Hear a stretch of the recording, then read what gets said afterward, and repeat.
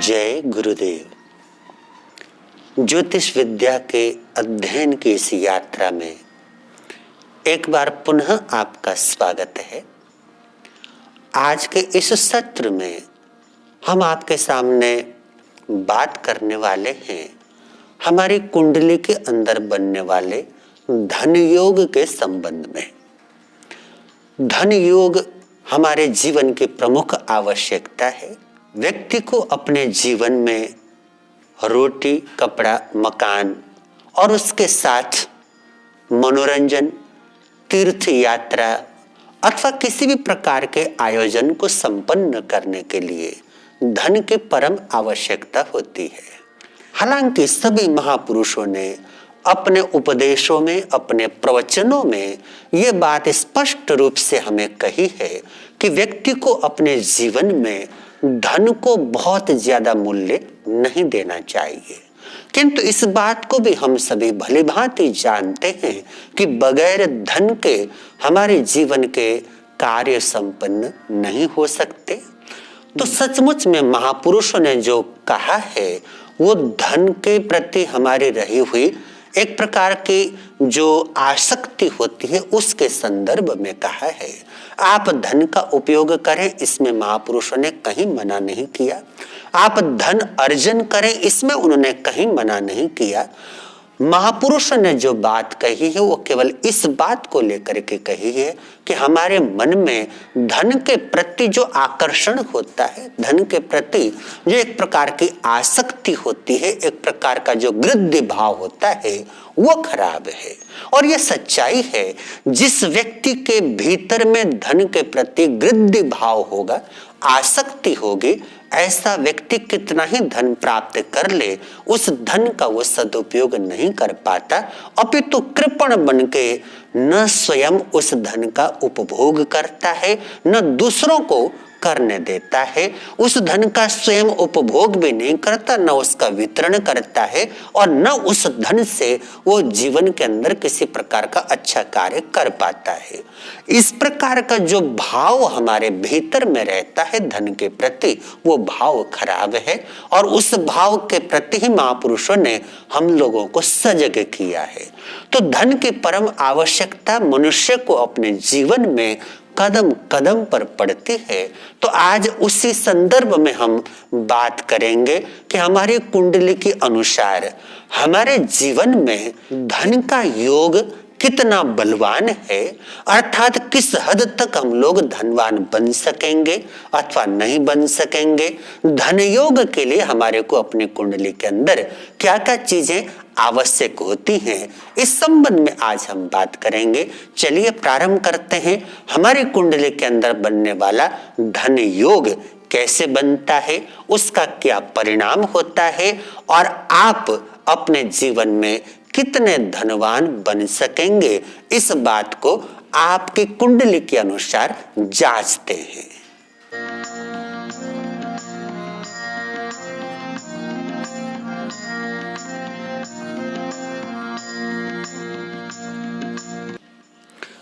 तो ये हमारी कुंडली का नक्शा हुआ, और इस कुंडली के अंदर आप सभी भली भांति जानते हैं कि ये वाला भाव, ये वाला भाव और ये वाला तथा ये वाला, ये चार भाव केंद्र भाव कहलाते हैं। मैं इनका संकेत भी यहां पर कर देता हूं।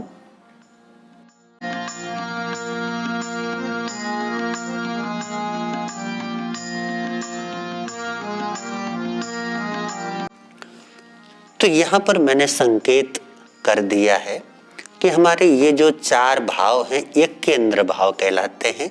इसलिए केंद्र के लिए मैंने चौकोर चिन्ह यहाँ पर लगा दिया है। और हमारे तीन भाव त्रिकोण के होते हैं, जैसे ये वाला भाव, ये वाला भाव और ये वाला भाव। तो यहाँ पर त्रिकोण का चिन्ह मैंने लगा दिया ताकि स्पष्ट आपको समझ में आ जाए। तो ये चार भाव केंद्र के और ये तीन भाव त्रिकोण के। लग्न भाव हमारा केंद्र भी है और त्रिकोण भी है, इसलिए लग्न भाव में दोनों प्रकार के चिन्ह लगा दिए हैं। ये जो चार भाव केंद्र के हैं, इन केंद्र के भावों को बोला जाता है विष्णु स्थान।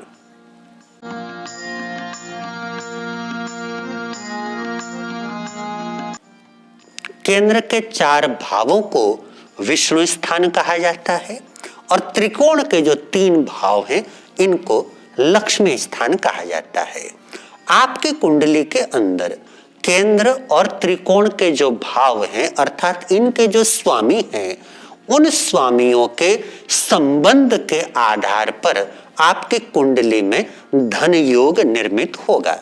अर्थात विष्णु स्थान और लक्ष्मी स्थान इन दोनों के स्वामियों का आपस में अर्थात एक ही घर में बैठना, आपस में एक दूसरे को देखना, ये प्रमुख रूप से धन योग के आधार हो गए। और उसके साथ विष्णु स्थान और लक्ष्मी स्थान के जो स्वामी हैं इनका एक दूसरे के ऊपर जितना ज्यादा प्रभाव पड़ेगा उतना ही हम धन योग को स्वीकार करेंगे। तो विष्णु स्थान और लक्ष्मी स्थान के स्वामियों का जो आपस में प्रभाव होगा उसके आधार पर धन योग बनेगा। और इस प्रभाव को जांचने के लिए मुख्य रूप से 3 बिंदु मैंने यहाँ पर लिख लिए हैं। पहले नंबर पे विष्णु स्थान का स्वामी और लक्ष्मी स्थान का स्वामी, ये दोनों के दोनों ग्रह युति में हो, कंजक्शन में हो, एक ही भाव में बैठे हुए हो तो आपका धन योग बना। विष्णु स्थान और लक्ष्मी स्थान के स्वामी आपस में एक दूसरे को देख रहे हो तो उनका दृष्टि संबंध हुआ। ये जो दृष्टि संबंध है ये आधा भी हो सकता है, अर्थात जैसे कि दोनों एक दूसरे को देख रहे हैं तब दृष्टि संबंध पूर्ण हुआ। किंतु अगर विष्णु स्थान का स्वामी जैसे लक्ष्मी स्थान के स्वामी को देख रहा हो किंतु लक्ष्मी स्थान का स्वामी विष्णु स्थान के स्वामी को न देख रहा हो तो ये आधी दृष्टि हो गई। अर्थात एक के ऊपर दूसरे की दृष्टि पड़ जाए किंतु दूसरे की दृष्टि प्रथम के ऊपर न पड़े, ऐसी भी संभावना, ऐसी भी स्थिति कई बार हमारी कुंडली के अंदर बनती है। तो सीधी सी बात कि अगर उनका दृष्टि संबंध दोनों का एक दूसरे के ऊपर है तो ये दृष्टि संबंध ज्यादा मजबूत हुआ, पावरफुल हुआ। किंतु अगर ये दृष्टि संबंध खाली एक के ऊपर ही हो अर्थात पहला ग्रह दूसरे ग्रह को देख रहा हो किंतु दूसरा ग्रह प्रथम ग्रह को न देख रहा हो तो ये दृष्टि संबंध आधा माना जाएगा, अधूरा माना जाएगा। इसके आधार पर भी धन योग तो बनेगा लेकिन उसकी जो शक्ति है या उसका जो बल है वो थोड़ा सा कमजोर हम मानेंगे इसके बनिस्पत के जहां दोनों ही एक दूसरे को देख रहे हो। और तीसरा संबंध है नक्षत्र का। दोनों के दोनों ग्रह एक दूसरे के नक्षत्र में अगर बैठ जाएं या एक दूसरे के नक्षत्र के साथ उनका संबंध हो जाए तब भी ये धन योग बनता है। इनके अतिरिक्त और भी किसी रूप में अगर विष्णु स्थान और लक्ष्मी स्थान के स्वामियों का आपस में संबंध जुड़ जाए तो वो किसी न किसी रूप में धन योग के रूप में हम उसको स्वीकार करेंगे। इन दोनों के दोनों ग्रहों का आपस में जितना ज्यादा घनिष्ठ संबंध होगा उतना ही मजबूत धन योग कुंडली के अंदर बनेगा और जितना इनका संबंध नहीं हो पाएगा या कमजोर संबंध होगा उतना ही हमारा धन योग भी कमजोर माना जाएगा। तो चलिए एक कुंडली को लेकर के उदाहरण के तौर पर हम समझते हैं कि उस कुंडली के अंदर धन योग के कितने रूप बनते हैं और उसका कैसा परिणाम होता है।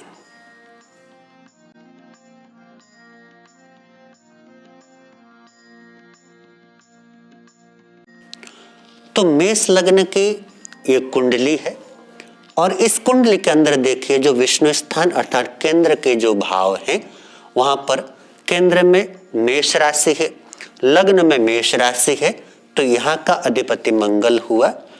चौथे भाव में कर्क राशि है तो इसका अधिपति चंद्रमा हुआ। सप्तम भाव में तुला राशि है तो इसका अधिपति शुक्र हुआ और दशम भाव में मकर राशि है तो इसका अधिपति शनि हुआ।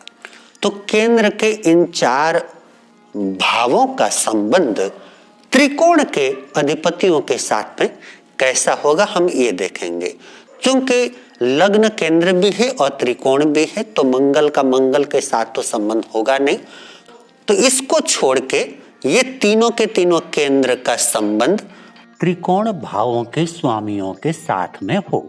जैसे यहाँ पर जो लग्न का अधिपति है वो लग्न चूंकि केंद्र स्थान भी है और त्रिकोण स्थान भी है, तो दोनों का स्वामी यहाँ पर मंगल हुआ।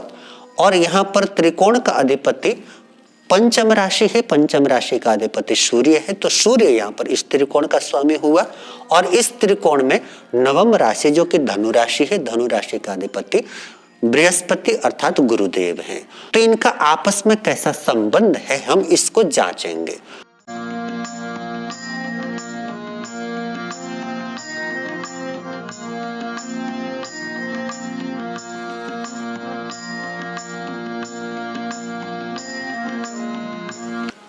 तो यहाँ पर केंद्र और त्रिकोण के ग्रहों के संबंध को जांचने के लिए हमने इतने विकल्प जो हैं वो तलाश कर लिए। अर्थात यहाँ पर लग्न का जो स्वामी है मंगल है, तो मंगल और इस त्रिकोण का स्वामी सूर्य, इन दोनों का संबंध होगा तो 1 नंबर। तो जैसे कि हम लोग जांचते जाएंगे, यहाँ पर इस केंद्र का या त्रिकोण का स्वामी मंगल है और इस त्रिकोण का स्वामी सूर्य है, दोनों का आपस में संबंध हम देखेंगे तो यहाँ पर दोनों की युति है। तो दोनों की युति होने के नाते ये वाला जो संबंध है वो बन रहा है।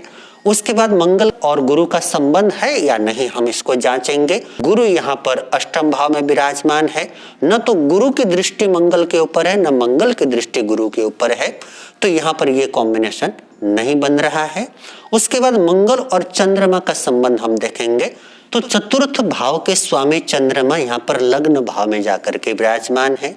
लग्न भाव में मेष राशि है जो कि मंगल की राशि है और मंगल लग्नेश है, अर्थात केंद्र और त्रिकोण दोनों भाव का स्वामी है। तो यहाँ पर डायरेक्ट रूप से देखा जाए युति दृष्टि या नक्षत्र वाला संबंध तो नहीं बन रहा, किंतु चंद्रमा मेष राशि में अर्थात मंगल की राशि में जाकर के बैठ गया है। इसका अर्थ हुआ कि मंगल के साथ चंद्रमा का प्रभाव या इसका संबंध किसी न किसी रूप में जुड़ गया है, तो यहाँ पर इसको हम 1 नंबर देंगे। इसी प्रकार इस केंद्र के अधिपति शुक्रदेव है और मंगल और शुक्र का संबंध यहाँ पर किसी भी रूप में नहीं बन रहा है, तो इसको भी हम लोग स्वीकार नहीं करेंगे। इसी तरह अगले जो केंद्र का स्वामी शनि है और शनि और मंगल का संबंध हम यहाँ देखेंगे, तो यहाँ पर मंगल और शनि का संबंध अगर हम देखें तो शनि की दृष्टि लग्न भाव के ऊपर है अर्थात मंगल के घर के ऊपर है और शनि मंगल के ही नक्षत्र में विराजमान है। चित्रा नक्षत्र के अंदर शनिदेव विराजमान है। तो इस बात को देखते हुए नक्षत्र का संबंध और शनि की दृष्टि का संबंध, ये दोनों संबंध यहाँ पर बनते हैं। हालांकि शनि की दृष्टि मंगल के ऊपर होती वो ज्यादा स्ट्रॉन्ग कनेक्शन माना जाता, लेकिन फिर भी यहाँ पर शनि की दृष्टि मंगल के घर पे होना और शनि का मंगल के नक्षत्र में विराजमान होना कहीं ना कहीं इस कनेक्शन को सकारात्मक दिशा में संकेत करता है, इसलिए हम इसको भी स्वीकार करेंगे। इसके बाद हम आते हैं चंद्रमा और सूर्य।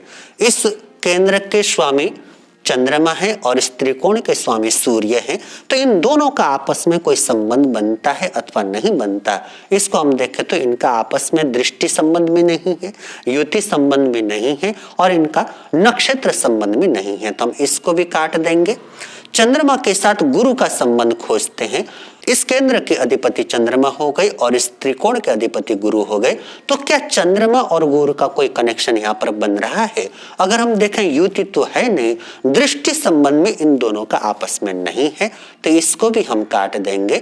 उसके बाद हम आते हैं शुक्र के साथ सूर्य का, क्योंकि इस केंद्र के अधिपति शुक्रदेव हो गए और इस त्रिकोण के अधिपति सूर्यदेव हो गए, तो इन दोनों का कोई कनेक्शन आपस में है अथवा नहीं। तो यहाँ पर जब हम जांचते हैं तो यहाँ पर सूर्य देव का ये घर है, ये सिंह राशि में जाकर के शुक्र देव विराजमान है।